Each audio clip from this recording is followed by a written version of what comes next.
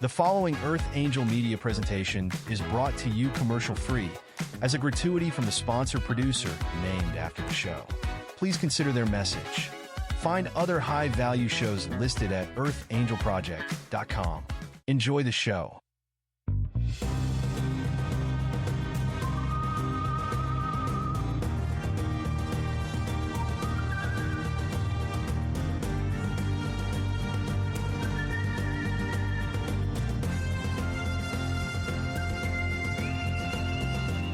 Welcome to Soul Decodes. Join us as we wander off the path to find the ideas that fascinate. We talk about spirituality, the mind, the ego, wellness, and hidden history with tips, travels, and tales. Charms for a better life.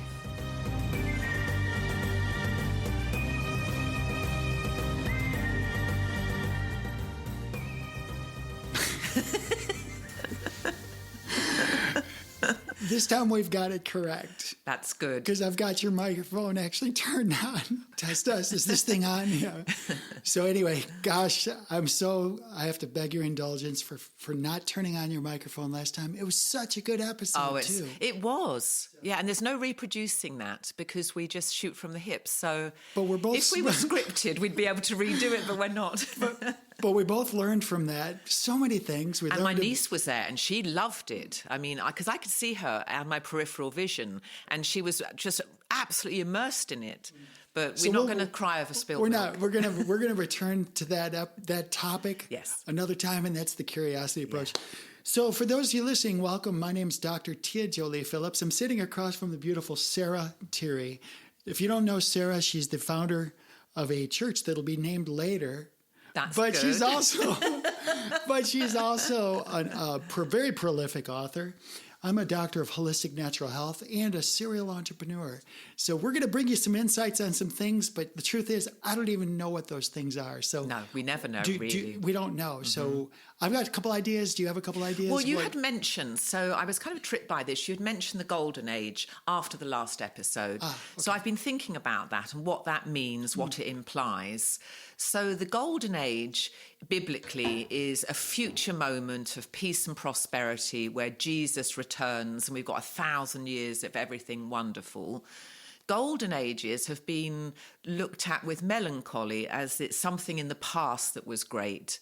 And there have been golden ages in Greece and there have been golden ages in Asia further down. I'm talking about Indian Asia. So there's a golden age which apparently we're on the threshold of. But hasn't the golden age been something we've been in now since the Industrial Revolution? Because if you look at our achievements over the last 150 years, we've already been in the golden age. We are so different and so much more advanced than we were. You've really given some thought to this, haven't you? Well, I think we're in it, though. I don't think it's a future moment. See, this is going to be a really good conversation because I really diverge on that. Oh, okay. I mean, but that's what I love about working with you is we can diverge on things, but we love each other. Yeah. We respect each other. And we could also change each other's minds. And you've changed my minds on several things. Good. So That's nice. Yeah. My mind's plural. Which one? Which one? So, so when I was bringing up the so-called golden age, I was more thinking in terms of the economics of the world around us, what is money, what is currency, how do we value things. So literally gold. I was literally thinking in terms of golden age, but since you led off with that, why don't we have that conversation real quick? Because I think in a broader sense, the question is, let's just pretend there was or was not a golden age in the past. There's been loads. So what if there was? Yeah. So what if there wasn't? Mm-hmm. The past doesn't dictate the future. No. So whether or not there was a golden age or whether or not it was melancholy or kick-ass or whatever it was or was not, it doesn't define our future other than what we want to make of our future. Mm-hmm. But history is interesting for its own sake. It doesn't have to define anything. Right. But civilizations, they've risen and they've fallen, haven't they? And so it could be a cautionary tale to some degree, which might be relevant to creating a better moment in the future.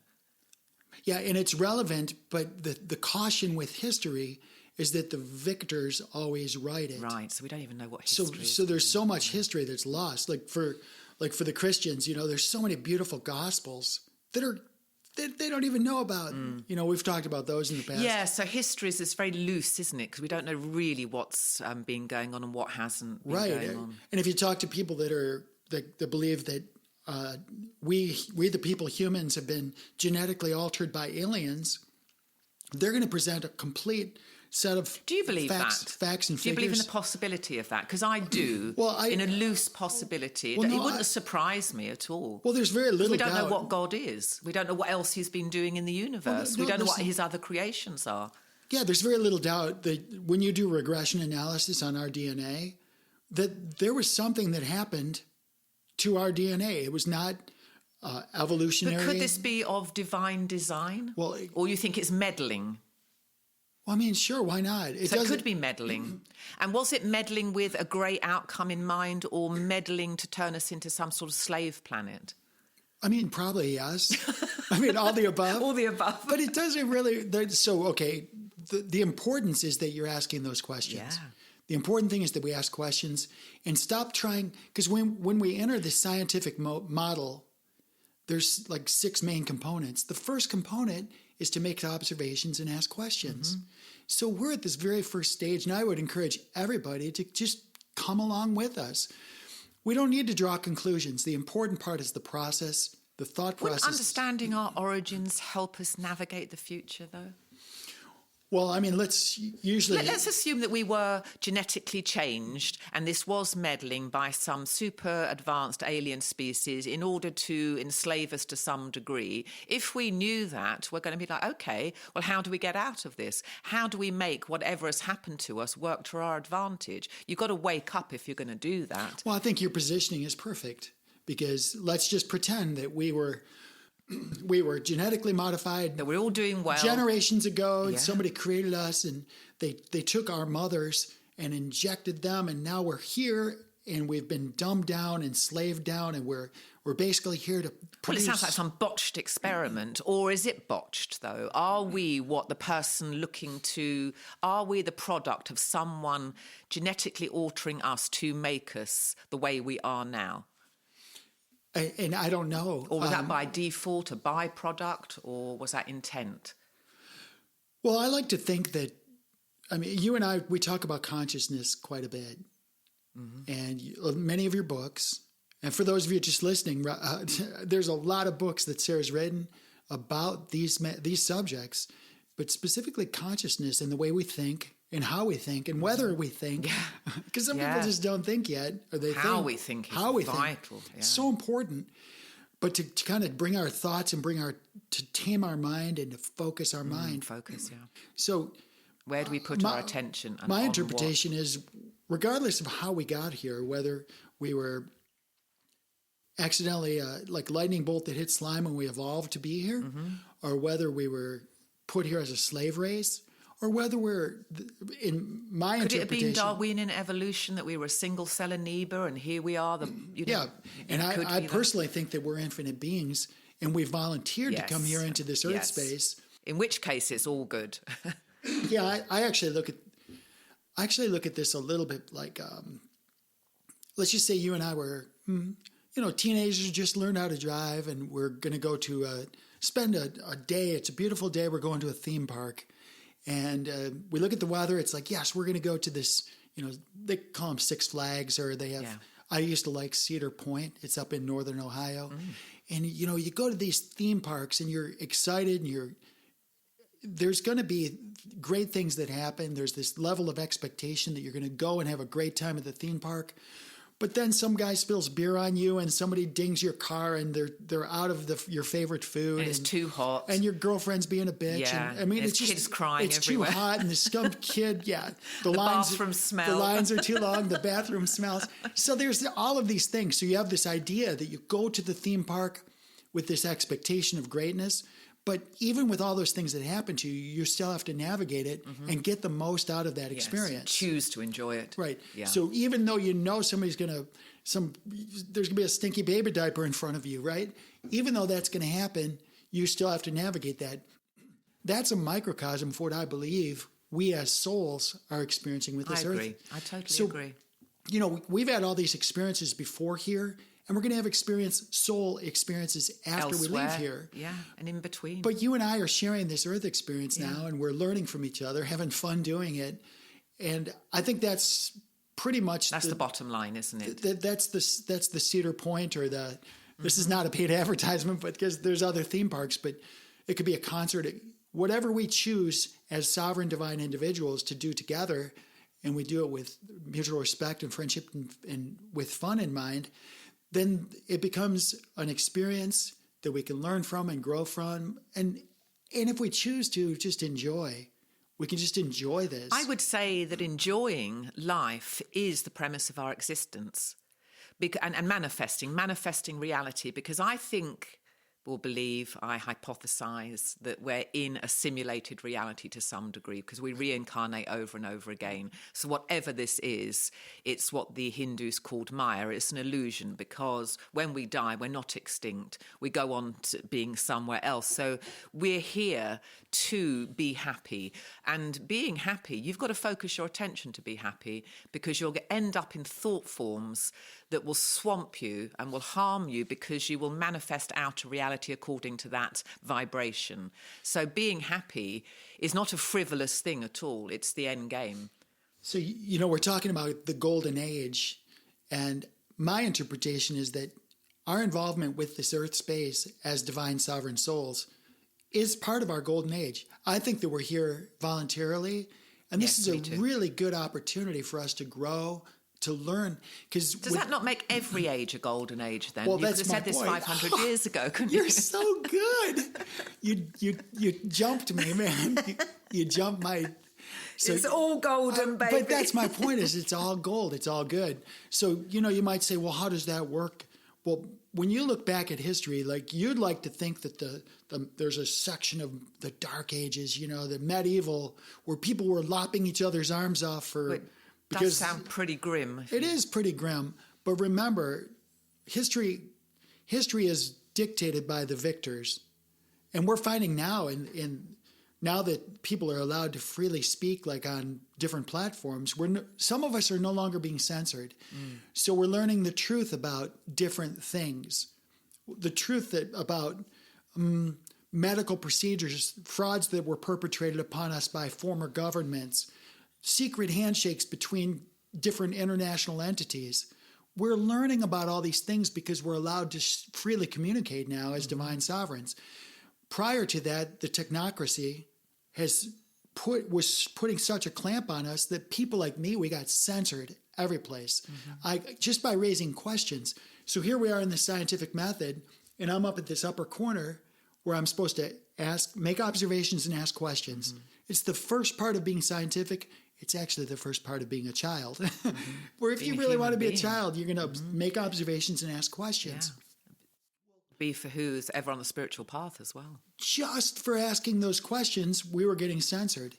Just by going and making a hypothesis or asking a question. It's dangerous, isn't it? It's very dangerous to ask questions. Only to someone who's in control and wants to maintain it. But that's my point, is the golden age, during those dark periods, it was a golden age, but only for the few people that were in control. Yeah. So there's always been a golden age. The question is, whose golden age was it? How many benefited from it? Yeah. Whose golden age was it? So now it's the masses. It potentially more so than any other time. And that's why I'm excited, because we're now seeing, when you look at what's happening from the great picture of things, the golden age has been for years in my entire life. Like Friday, I turned 62. Oh. Yeah. So happy birthday to me. Happy birthday to you, Jolie. First day of spring, right? So beautiful. What date was that? March 21st is the first full day of spring. Right. I think the switchover is sometime on the 20th. Okay. So it's the first full day of spring. Did you celebrate it? Robin took me to dinner. Oh, nice. Yeah, that's cute. You know where we went? We went to the place that you were going to take us on the boat, the Salt Shack. Okay. I thought the food is really good there. I was very skeptical because the previous place was hideous. Oh, that sucked. It was Lily's hideous. on the lake. Oh, my God. But we went there. They got done for having a very dirty kitchen. A lot of people got They got dumped on big. Yeah. But the new Salt Shack. Which is a franchise. Yeah, Robin told me that. I didn't even know. But the food was amazing. I've ordered diverse things because I wanted to test it. I've never had a bad meal. It's fresh. The service is great. Looking out on that lake is just unbelievable. Beautiful. So, did you sit outside? Yeah, well, it was a little bit chilly in the air because it was a couple of days ago. And it was like, we got down to like 46 here in Florida. It was like freezing.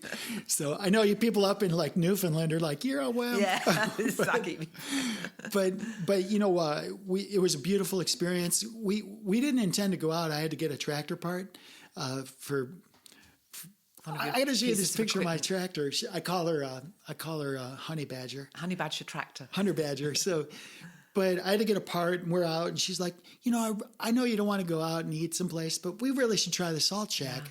And she says, we've eaten here before. I said, well, it's brand new. She said, no, there was another Salt Shack. She said, remember? Oh, okay. So we had been to a Salt Shack before, and we really enjoyed it. And it was also on the water. So I said, okay, well, let's go try it. And it was a really cool experience. They spent some money on that place. Unbelievable. And if I have my way, they'll upgrade their sound system too. Oh, really? Interesting. They have to get with my brother Jeff and contract with him.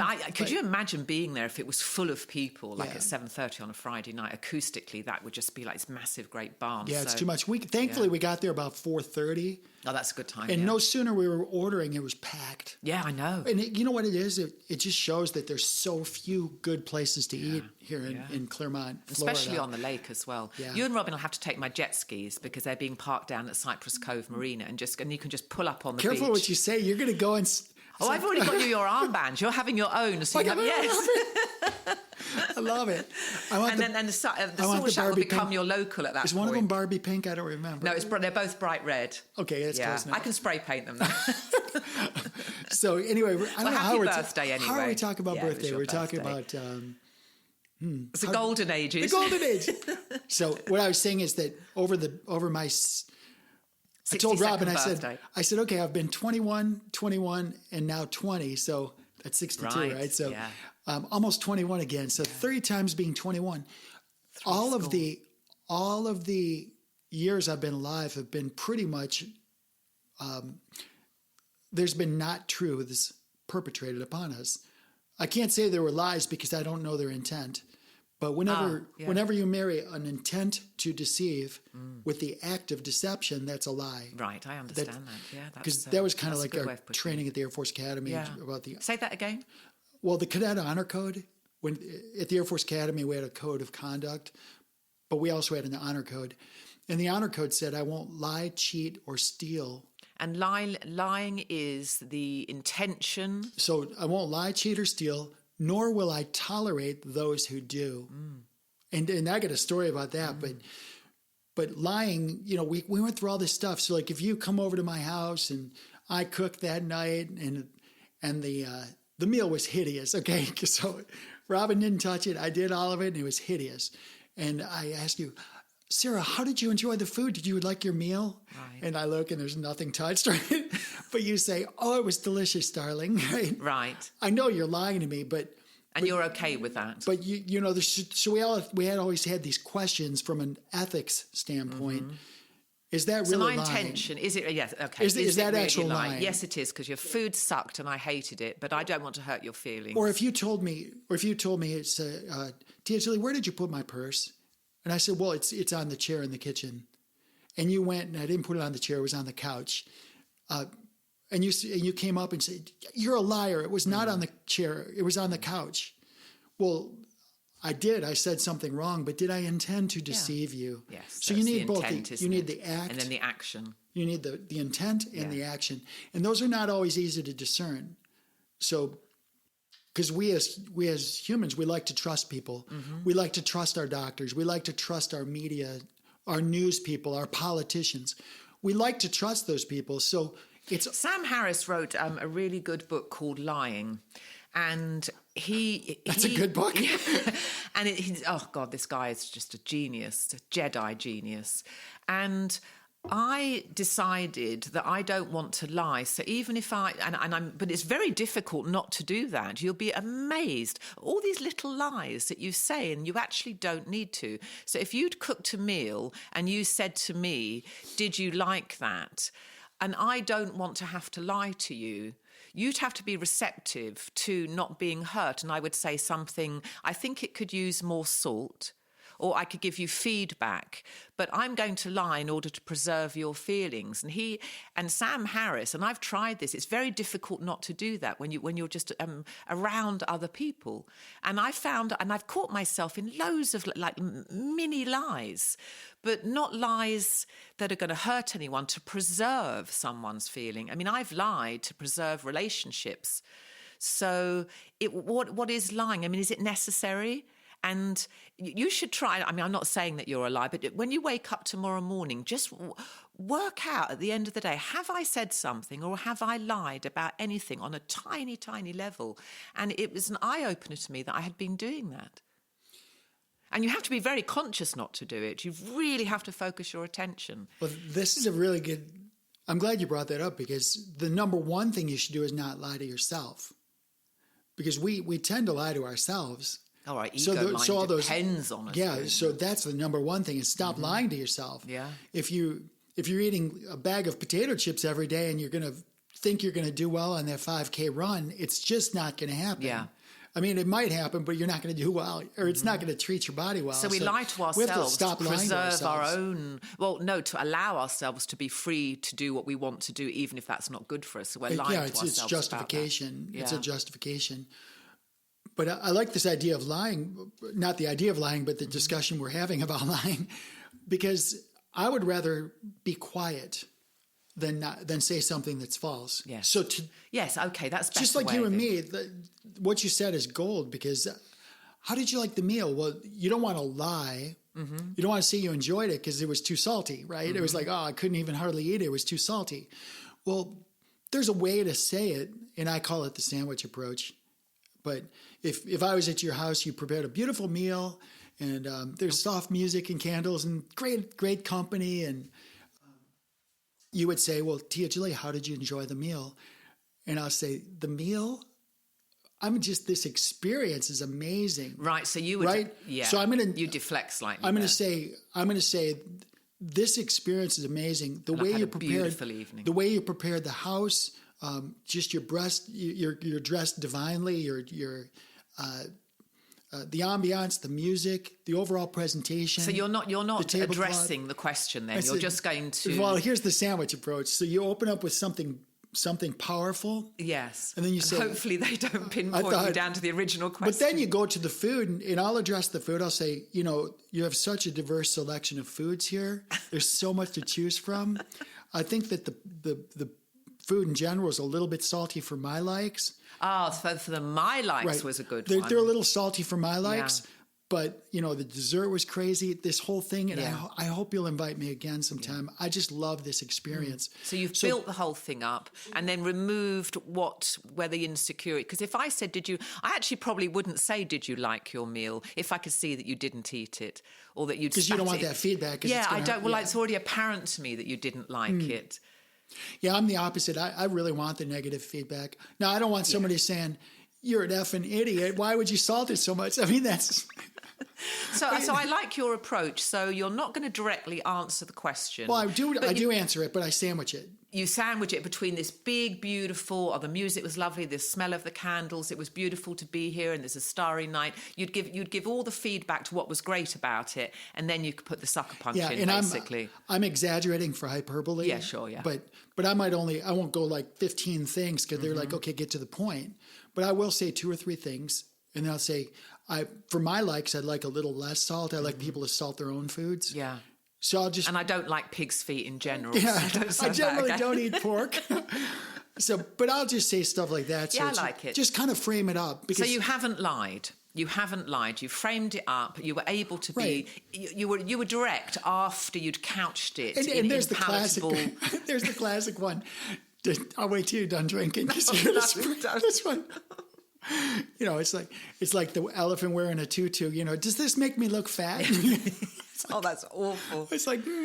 I just don't like shopping with anyone. I don't like anyone asking me an opinion about what they should wear. I only like clothes shopping by myself. Now, the other way you can get around those types of things is, it's a lot of effort, though. I like what you're wearing. I'm going to find myself a duster. That's not quite a duster, but Well, I'm going to find myself a freaking amazing duster. We need to have our own like tailors and stuff. Oh, we do. We need like a tall girl tailor for us. Tall girl tailoring. Tall girl. Oh, I love it. Let's do that. But if you walk in with what you're wearing, I won't say something like, "Oh, that looks hideous on you." Number one, you didn't ask me. Mm-hmm. There's so many people that give their opinions. It's like, dude, shut up. You're not even, it's not even like, I don't even care what you say. Unsolicited opinions. Right. Horrible. Which I grew up with that, which is kind of like picking a scab on me. But if I see something I like, I'll be proactive and I'll say I like it. Similarly, if somebody doesn't ask me, I'm not telling them. Yeah. I've had people, I'm a PhD in holistic natural health. Very peaceful way of living. I've had people watch something on YouTube that's so stupid for your health, like these, and they'll come to me and they'll ask me a question. They'll say, I won't even use an example. I don't. Well, let's use one: the carnivore diet. Well, I'm going to go on the carnivore diet. All I'm going to do is eat meat and fat. That's too broad. There's like, I don't even want to use an example, but people will come to me and they'll say, "Oh, well, what do you do?" And I'll just tell them I do whatever I want, whenever I want, with people who bring me joy. Yeah. And they'll say, no, but professionally. It's like, well, I'm a world entrepreneur, so I don't have to work anymore. I just have cash flows from across the world. Yeah, but somebody said you're a doctor. It's like, oh, that. Yeah, I'm a doctor of holistic natural health and nutrition. I work for free. I like to help people. Yeah. Well, I've got a question. Okay, and now they're going to ask me a question. It's like, my ass itches. I got this rash here or whatever. And, what do you think it is? And I'll share with them. Wow. I'll say, well, generally. To the bottom of that, you'd need an hour of asking questions about. The bottom of that. Bottom. So there's the arse end. And then of they that pull one. their pant down and say, look at this rash. I hope this is not a real story. But I'm just using this as an example. But they'll say, I've got this rash. What do you think it could be? And they start telling me their story. And so are you irritated while this is going on? What I'll do is I use nonverbals in that case. I'll just hold up my hand. I'll say, stop. We're at a dinner party. I mean, do I really need to be talking about this? Yeah. So I'll take control of it. Right. But I will say, here's the example is this. If I say to them, this is usually if there's a skin condition, it's almost always a liver toxicity. So let's clean up your liver. Your skin will be better. And you can say that in 30 seconds. I say that in 20 seconds. Yeah, and then you can say we can talk about it another time. Jump on my schedule. We'll talk it through. There we go, yeah. But they will come back and they'll say, oh, well, I watched 14 YouTube videos and they all said this, and it goes opposite of what I just shared with them. Then I'm done talking. I'm not going to convince somebody. Yeah. I'm not going to convince them. A lot of effort, isn't it? Yeah. I'm just like, because my friend... and they're not wanting to be convinced because they've gone into all the what-ifs and they've gone to, I saw this, so they're looking to thrash this out a bit more. Well, let's talk about the golden age because one of my mentors, John, from 25, 30 years ago said, to permit other people to be wrong. Let them be wrong. Yeah. You don't have to fix their... You don't have to react to them being wrong either. I've had people tell me I'm talking about a holistic doctor. Yes. I've had people tell me the most ridiculous things. They didn't ask my opinion. They're just they're vomiting whatever they watched on TikTok. Mm-hmm. They're vomiting it on me. I don't have to engage that. No. I don't have to, if they're completely wrong. And what if you really liked them and you had felt a lot of compassion? Could you take them aside, not at a dinner party?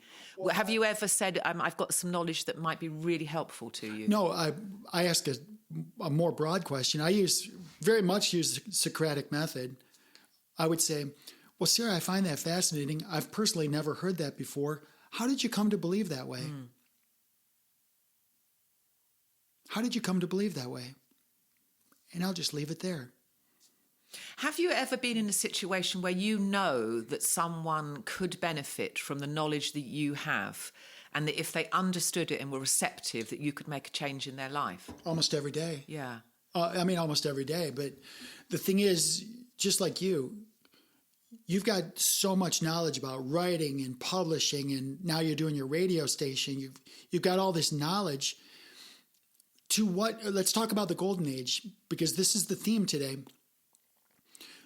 Their golden age begins as soon as they open their mind to it. So if they're going to stay in their ego space, and think so that ego. So you're talking about the golden age being a personal thing at this point. Each of us can create our little golden age in the sovereign beings that we are. That's what I'm suggesting. And don't lie to yourself is the first step in that. This Earth space is every individual's opportunity to create their own personal golden reality, space, yeah. their own golden age. I agree. Yeah. I brought up the subject with respect. I wanted to talk about currency and money and cryptocurrencies and things like that. We can do that another time. Yeah, let's do it. But I think that what we're talking about now is extremely relevant to the general world, because we've got people sitting there. It's like, oh, my dad was a jerk, or my neighbor's an idiot, and they're blaming everybody else for everything wrong in their life. Yeah. And they have all of the opportunity to create their own personal golden age. And a lot of people are blaming the devil. Outside forces. I mean, this is not... No, and so my little niece that was visiting recently, she's absolutely gorgeous and she's a mind of information. She's 21, had a very difficult life. But she's very much into trauma responses to her difficult life. And I try to get across to her, if you believe that you've suffered trauma, at some point you're going to have to believe that you're a victim. And that is a really dangerous place to be. I believe that we're all creating our reality. And even our childhood circumstances were a creation of ours prior to being born. We put these in place for our learning. So we've got to get out of victim mode.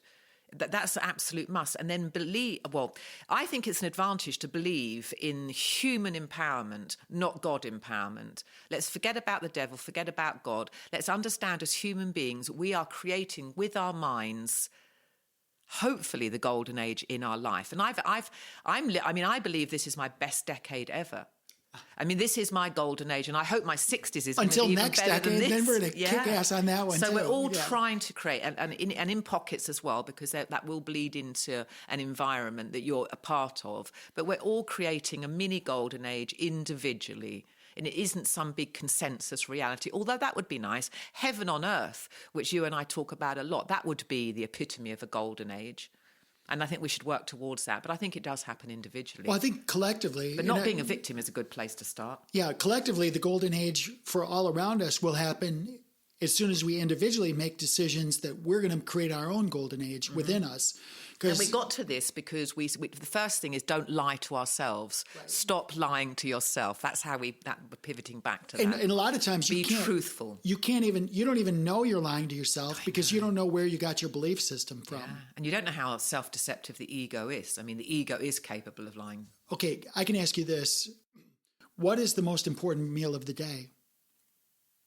And your inclination is most people are going to, well, I don't eat breakfast, so it wouldn't be breakfast. Without even talking about it, most people say, breakfast. Break the fast. Yeah. Well, there's nothing scientific that says that's true. No. But you've been brainwashed to that. So you're going to burp that up all the time. Yeah. Like there's these things. I can't stand breakfast. If you want strong bones, you will do calcium, drink milk. Drink milk. Mm-hmm. No, that's Meat and Dairy Council. If you want weak bones, you drink pasteurized milk. That's what happens. If you want weak bones, drink pasteurized milk. It's complete opposite, but you've been brainwashed. So this is why I ask people, how did you come to believe that way? What got this belief? Have you absorbed? Was it a TV commercial? Was it the talking man on the news? Was it your mum? Yeah. Was your mom telling you? Because if your mom told you your entire life that, I think you can do better. Like, you're such an amazing person. This is good. This is beautiful. You're beautiful and powerful. How can you take that to the next level? Because I believe you've got that next level in you. Right. If you heard that every day of your life, that you're amazing, you're beautiful, you're powerful, and you heard that repeatedly every day of your life, you'd come out of that experience feeling like you're beautiful and powerful and free, and you're not a victim, you're a victor, right? Mm-hmm. So you'd come out of that. Most people trip up because they become reliant on other people to tell them those things. Well, excuse me, but the entire world can tell me that I'm a piece of garbage, right? The entire world. But the voice that matters the most is the one from within you. Yeah, which would be your that spirit. Says, no, I'm here with intent. I came here because I wanted to be here. I was deployed I'm here because I agreed with an infinite, powerful creator that not only is this world going to help me, but I'm going to help this world. Nice, yeah. So it's a relationship. It's not all about me. It's not all about the world. This is a relationship. and I'm powerful and beautiful, and I'm bringing forth heaven on earth. And when I'm done here, I'll agree to go somewhere else. Yeah. God knows what that is. And so I think that this whole golden age thing is really important. When you asked me the question about do I feel like I'm compelled to share knowledge with people? Well, I do in my books, but I did when I was going through my awakening when I was 33. I did feel like if you could just hear me and listen to me, you'd be way better off. And I really felt that. And sometimes I do, but I don't share it now. I write my ideas and I discuss them on a podcast, but I don't need to be in a room full of people and suddenly convert them because I believe that if you could think like me, you'd be better off. I really pulled back from that. I love that. And I have too. My friend John from Austin, Texas, 30 years ago said, don't feel compelled to change people's minds. Yeah. Let people be wrong. You don't always have to be the one that's right. Yeah. Let them be wrong. Yeah. If they ask you, then share with them. So I'm not that person that goes out now and telling people that I used to be proselytizing. Yes, I used to be too. If somebody came up and I was a weightlifter, power lifter, and boxer and martial arts. I mean, if you crossed me, it was dangerous for you to cross me because I was a stupid, arrogant person that was just not tolerant. Immature. I was not tolerant of divergent opinions very much. Now that said, I wasn't a jerk. I was almost always peaceful and quiet, but if you're in my face about something, whatever your thing is, you could rise up to that level. It was like, I'm not going to go there. Yeah, I used to be like that. I just wouldn't put the effort into that at all now. I just don't care enough. I care a lot, but not caring enough in that situation. If someone's in my face, I would take them to task on that and spend a lot of time because you have to prove that you're right, prove that I'm right, that they're wrong. And that and I just don't care. That part of my mind is very subdued now. Well, and it even goes to social media, which would be ego mind. Just this morning, I've got this. I don't really participate in social media much, but I am part of this Air Force Academy group. It's my class of 1985. All of these people there, and they're, this is a group of my fellow Air Force Academy graduates from, we're coming up on 40 years now, right? So 40 years ago, we graduated together. And so 40 years ago, we're like, hey, now we're going to go off and be officers and change the world, right? I don't hardly know any of them. There's only a couple of them I really even care to keep in touch with because they were super good friends of mine when we were freshmen or sophomores. We traveled together, went to Tokyo together and stuff. We're in the drum and bugle corps together, things like that, martial arts together. So there's only a handful of people. So I told Robin, she says, are you going to go to the 40th reunion? And I said, I don't think so. It doesn't justify me going. I mean, I love all of the people, but I really don't want to spend time with but a handful of those. I'd rather find the handful and fly them here or go there. Yeah. I found out one of my favorites is right here in Florida. He's just a couple hours away. Oh, that's nice. I thought he was up in the East Coast. Oh, good. So we're going to connect. But the reason I bring this up is this morning on the Facebook group, there's a few of them getting into this big dialogue about politics and this and this and this. And the subjects were, basically they were like word vomiting on each other. And I sat there with my analytical mind. I'm like, okay, they're trying to resolve a conflict and they're all introducing other variables. So you're trying to solve a math problem. Usually when you solve a math problem, if you have two variables, you need two equations to solve it. Right. If you have 5 variables, you need 5 equations to solve it. If you have 4 variables, that's 4. If you have 4 variables and only 2 equations, there's something loose. Then there's going to be you have to build a matrix and figure out all the different possibilities to solve that in order to figure out, and then you have to go through these processes to figure out what it is. Or you can make some presuppositions. Say you have 4 variables and 3 math equations. You can take one of those variables and say, okay, I need one more equation, or I have to suspend this one. I have to say, okay, let's just pretend that this is a fixed amount. Let's pretend this is a fixed amount. A lot of times in math, that means let's pretend this one is either 0 or infinity. Let's pretend it's 0 or infinity. If I drive these to the limits, what's the equation look like? So if I drive it to the limits, then I can solve the equation, right? So anyway, these people are word vomiting on each other in here, and I thought my initial inclination was to chime in.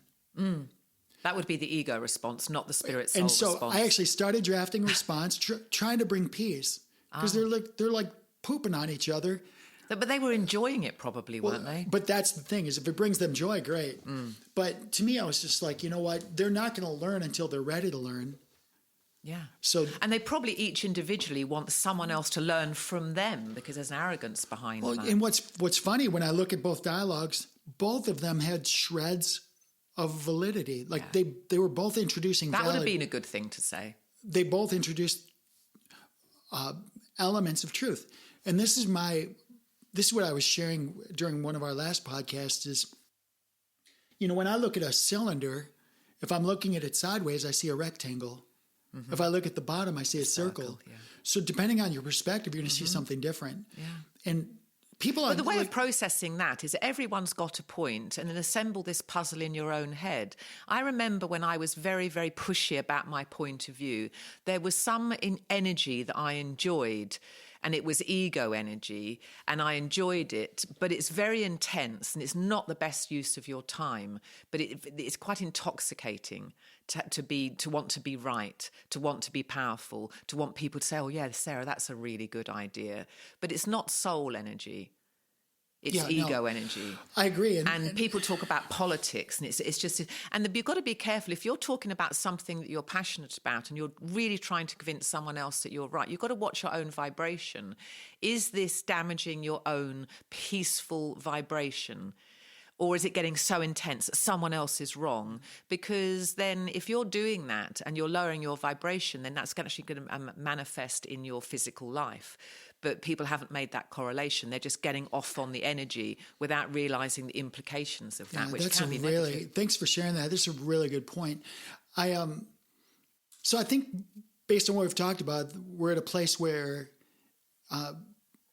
we may or may not have a golden age. It may or may not be coming, but we're in it. We could be we can in it. Make this our own could decisions. be our little golden age here. We can make our own decisions about our own personal golden age, and hopefully that bleeds over. Yes. Like, it's part of being the change you want to see. That's right. If you want to manifest the golden age, let's be the golden age. Mm-hmm. Let's become it right this minute. Create the world you want. And create the world you want. So one of the things I've learned over the years, and this kind of dovetails onto something I want to talk to you about later, because I'm going to ask you to be my big sister with respect to the radio station, because I've got some cool things going on with Web 3.0. Oh.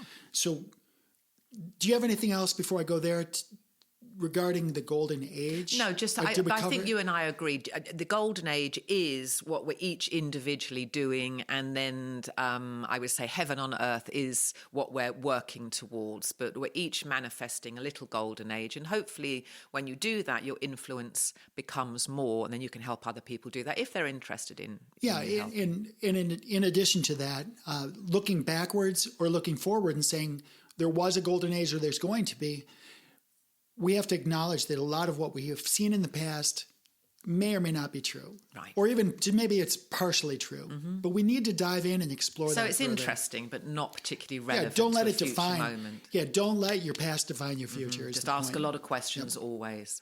So I'm at a place now where, and I'm going to segue to a different thing now, because we only have a few minutes, because I know you have to go pretty soon. I want to hear how I can be your big sister. Yeah, we help each other in so many ways. Nice. But I do want to dive in because I am coming across some opportunities now. As you know, I'm really leading the charge. I'm on some really advanced aspects of, cutting edge technologies, like the confluence. With regards to? The confluence of AI. Mm-hmm. We talked briefly about podcasting 2.0, but I want to be the first to put together a platform that integrates podcasting 2.0 on Web 3.0. So effectively, I'm creating podcasting 3.0. Yeah, so I have no idea what that means. But yeah, so podcasting 1.0 means you and I were talking. Okay. And we put some audio out there, and that's it. And the next level up? Podcasting 2.0, there's some more There's some metadata that's attached to the podcast. So the metadata just helps the user understand what that podcast is. And that's not part of the podcast. No, that's what would be on the website. And yeah, it's actually attached to the file. Okay. There's certain, the way the file is constructed and the way it's deployed, there's certain benefits to Web 2.0. And that's pretty brand new. It's only been a couple years. The fellow named Adam Curry, who was, you may know the name Adam Curry, but he was the first VJ for MTV. Okay. So when you look at the first couple of years of MTV, you saw Adam Curry. He's his moniker for himself is the Podfather. So, and he's done a really good job taking podcasting to the next level. He's tried for years. He's seen the value in podcasting. He's doing a great job. So you have a podcast like you and I have with all this metadata that people can now access. And then what was the next one? So now web or podcasting 2.0 is what I just described. What I'm doing is this podcasting 3.0, which is a whole new version of podcasting that involves... that gives the listener what type of experience? Well, the listener experience... Okay, the typical... this is not just for podcasts. This is for all advertising. If you turn on the television, if you're leaving through a magazine, whatever you're doing, there's basically two different revenue mechanisms for those individuals. And this goes for artists as well. One of them is a subscription service. So if you want the Wall Street Journal, you have to get the subscription, and then you can read all of their stuff. So even though I don't want to read all their stuff, I just want to read this one particular article. If there's a subscription service and you want to watch one thing, you have to pay for the whole subscription. Same thing with like Amazon Prime. If there's one show on Amazon Prime you want to watch, you have to pay for the subscription. Yeah. So that's kind of a bogus way of doing it. If it's value for value, which is what Adam Curry, his big thing is, let's do value for value. If there's a podcast that's worth it, then they should be paid for that value that's commensurate with the worth of that information. So if the news on the TV is junk and you shut it off, those people should not be paid. They need to up their game in the free market, and their stuff needs to become more valuable, so it's worthy of me paying them for that article, for that information. So the subscription service is one way people get paid. If you like my stuff, subscribe. Well, I don't like 99% of your stuff, so I'm not going to subscribe. Or I will subscribe, but I'll be angry. Oh, yeah. Gosh. So the second thing is what's called advertising. Sarah and Tia Julie have this great Soul Decodes, and we have somebody that wants their widget. Hey, you guys are hitting this audience. You got a diverse audience now in 20 countries. They're listening to you. They love you, and we want to advertise on your platform. No, thank you. Oh, but we have money. No, thank you. Oh, but we have lots of money. How much money? Now, all of a sudden, it becomes, instead of Tia Julie and Sarah talking about whatever comes to our minds, like I had no idea this morning what we're going to talk about. Now some influencer, well, we're the advertiser. You can't say this. You must say this. It's advertising. Plus, I've had people, even these great podcasts, they're in the middle of a sentence, podcast, or this advertisement comes in. Absolutely. This is why for Earth Angel Media, look, we've got an advertiser, we've got a promoter. It's not even an advertisement, it's a promoter. Their message is at the end of the show. If you like the show, pay attention, because they're the ones that are giving you this uninterrupted content. So I'm trying to dodge that thing. So there's advertising and subscribers. Web 3.0, I'm going to dominate it. Oh, good. But I don't know what it is. Here's what it is. It's value for value using micropayments. Micropayments. You've heard of this cat named Snoop Dogg? Well, the rapper? Yeah. Yeah, I love him. 10 days ago, he decided to jump on the same technology that I'm using. Right. And I'm not going to say what it is because I want to deploy it first. But Snoop Dogg, and there's this girl named Beyonce. You may have heard of her. She's using this technology too. Why are these elite artists. Yeah, why? Why are they using it? Because typically, if you have this beautiful voice and you're putting out this beautiful music with your guitar, you're putting this out there, you're not going to go anywhere because the industry is squashing you. The industry is completely squashing you, and they're basically putting everything against you unless you buy into their system. Right. Well, this is Web 3.0 is a level playing field. If you put forth some beautiful podcast or beautiful, your band is just rocking it, right? Every time somebody plays your song, they cut out all the middlemen. Whenever somebody plays your song, you get a penny per minute. Who's paying that penny? Yeah, this is the cool part. This is all based on crypto technology. So the balance between subscribers and advertisers is that there's a balance right between where it says, look, because most people say, look, if there's a song I love, I'm willing to pay, 30 cents for it. I'm willing to pay 30 cents for. And I can download it and listen to it forever. For this podcast, this podcast is 60 minutes. 60 minutes. Somebody might say, I'm willing to pay 60 cents for that. Mm-hmm. Right? So if they get a penny per minute, but then they have thousands and thousands of followers, that becomes very, very large. And this hasn't been available to Beyonce and Snoop Dogg prior to... No, this is brand new tech. And this is where I want you to be my big sister because I want to roll this out. A lot of what used to be radio and TV and all this, it's gone. Those days are gone. What I'm doing now, Web 3.0, podcasting 3.0, this is the way it's going to go. If you produce value, something that people love, they listen to, they share, then you're going to get a penny per minute. And then it's going to be leveraged because they're going to share with people. So if you have 100,000 people listening to your podcast and you're getting a penny per minute per podcast, you don't have to get advertisers. To get that penny, though, someone's going to have to put their credit card or debit card into a system. Yeah. We'll talk about that another time. Yeah, I've got loads of questions with regards to this. Yeah, yeah. Let's pick up again on the next one. Well, I know you would. And I actually want to continue this because I want to know how I can be helpful with a radio station. Well, I want to get a whole army full of people. This is the takeaway for my current need right this minute. There's a whole army of people out there that know, say, like country music. I know about country music, but I'm not a savant. I don't know all of the who's up and coming and who. I don't know what makes amazing country music, all right?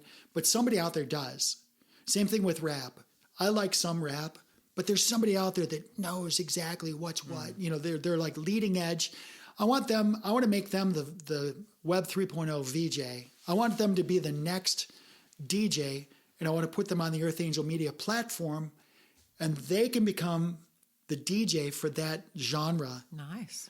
And then I will cut them in, so the artist is going to get paid 90%, but that DJ, the VJ, is going to get paid 10% of all of the artists. And I want them to be part of my Earth Angel Media project. So that's where I'm taking it. Very exciting. Yeah, it's going to be so fun. Very exciting. But hey, wrap us up because I know you have to go. What are your thoughts?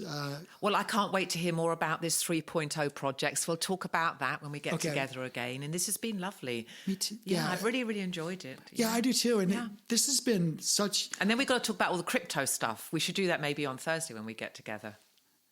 Yeah, we can do that. Let's do that next. Yeah. Well, no, whatever you want to do next. Okay. I can talk about, to me, this is the most exciting thing, what I just brought up.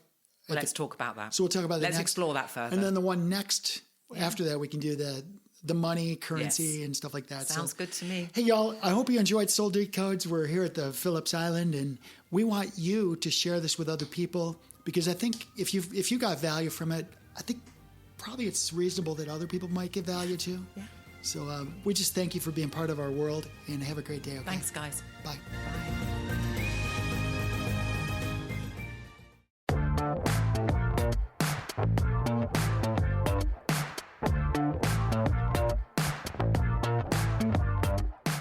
Soul Decodes, a feature presentation, airs every Friday on the Earth Angel Media Network.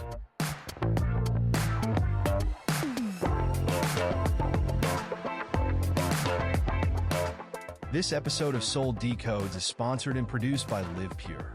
Optimize your life by taking your health to the next level. Listen now to learn how Live Pure will make your world better.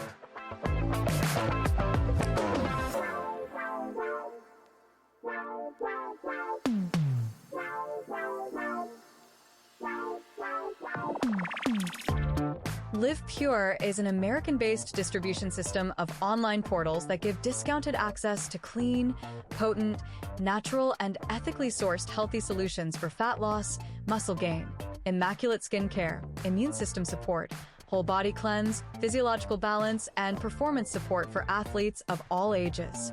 Live Pure handpicks the best products and nutrients from world-class companies, always adding to their quickly growing wellness lineup that now includes Korean skincare, medical-grade nutraceuticals listed as pharmaceutical alternatives in the physician's desk reference, and healthy coffee that rivals the world's best, but for only about $1 per cup.